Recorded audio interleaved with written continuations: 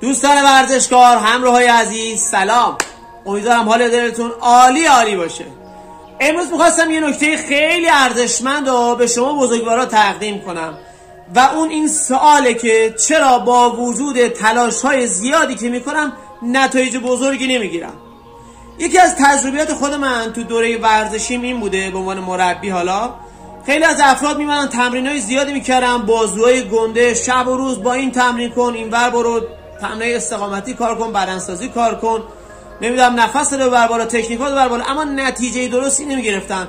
روزی که قرار بود نتیجه بگیرن میمدن توی مسابقات تیم ملی یا انتخابی نهایی که بعد اعزام میشدن، اونجا استاپ میکردن.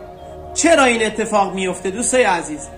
باید بگم که نتایج ما تو زندگی برای تلاش هایی که انجام میدیم نیست، بلکه به خاطر ذهنیت و باورهای ماست.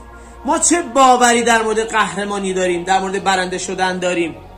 اگه امروز کریستیانو رونالدو، مسی یا همین علی دایی ما تو حوزه فوتبال، ورزش خیلی نتیجه گرفتن، آیا فقط به خاطر تلاش های زیادی بوده که داشتن؟ مگه بچهای فولاد خوزستان، استقلال اهواز یا خیلی از همشهریای ما کم تلاش کردن، کم تمرین کردن؟ چرا به پای اونا نمیرسن؟ نتایج آدم ها مال ذهنیتشونه. در واقع کریستیانو رونالدو هم که می‌بینید داره شوت میزنه، اون به خاطر شوت نیست، اون به خاطر ذهنیتی که پشت شوت هستش. و اگه ما این ذهنیت رو درست نکنیم، مهم نیست چقدر داریم تلاش میکنیم. حالا توی هر حوزه‌ای باشه، تو حوزه اقتصادی باشه، تو حوزه نظام درس باشه، تو حوزه ورزش باشه، هیچ نتیجه‌ای که دلخواهمون نمیگیریم. تا یه حدی ممکنه بیایم، اما بیشتر از اون بالاتر نمیریم. مثلا میریم آقا تا کشوری مدال میاریم، تا سطح تیم ملی هم میریم، اما نمیتونیم قهرمان جهان بشیم، نمیتونیم قهرمان آسیا بشیم یا قهرمان المپیک بشیم. علت این موضوع به خاطر ترمزهایی که توی ذهن ما وجود داره یا همون باورهای محدود کننده. اگه ما موفقیت رو مثل ماشین فرض کنیم که بخوایم به هدفمون برسیم، خیلی از مواقع ما در واقع پامون رو گذاشتیم روی گاز، خواستمون مشخصه، میخوایم به قهرمانی برسیم، میخوایم یه جایگاه خیلی عالی تو حوزه ورزش مثلا داشته باشیم، اما اینورش پامون رو گذاشتیم روی ترمز. یعنی همزمان سیستم گاز و ترمز با هم فعال هستن. آیا تو این حالت کسی که رانندگی دارن جواب بدن، آیا ماشین شما حرکت میکنه؟ قطعا نه. پس خیلی دنبال گاز دادن نباشید، دنبال تلاشی بیشتر نباشید، دنبال که میرم یه مهارت دیگه بیشتر یاد بگیرم نباشید. دنبال این باشید که این ترمزهای ذهنی رو بردارید.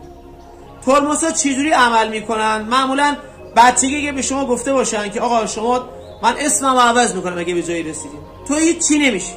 حالا نه کی گفته باشه وقتی کوچیک هستی، عموت گفته باشه، بابات رو از روی لجبازی گفته باشه، مادرت برگشته باشه گفته باشه، این توی ذهنتون، چون موقع خیلی قبولش هم داشتین، هی دائم تو ذهنتون تکرار میشه، مرور میشه و امروز هی تلاش میکنید. مثل نوشتن کدای کامپیوتری، من برنامه‌مو نوشتم، خب اون لحظه‌ای که میخوام نتیجه بگیرم، کد چیه میزنم، میگه آقا اینترازه، سیستم خاموش میشه. دیدی خیلی موقع تلاش میکنیم، اون لحظه‌ای میخوام نتیجه رو ببینیم، یه دفعه همه چی از بین میره، یا اونم تحریم میشه، نمیدونم جنگ میشه، نمیدونم چکا برگشت میخوره، اون یارو که قرار باشه معامله کنم اصلا گوشیشو جواب نمیده. اینا اتفاقی نیست، اینها در واقع توی سیستم ذهنی شما اینجوری تعبیه شده. یا مثلا در خصوص پول بگم، خب مثالشو خیلی دوست دارم، بحث مادیاتو.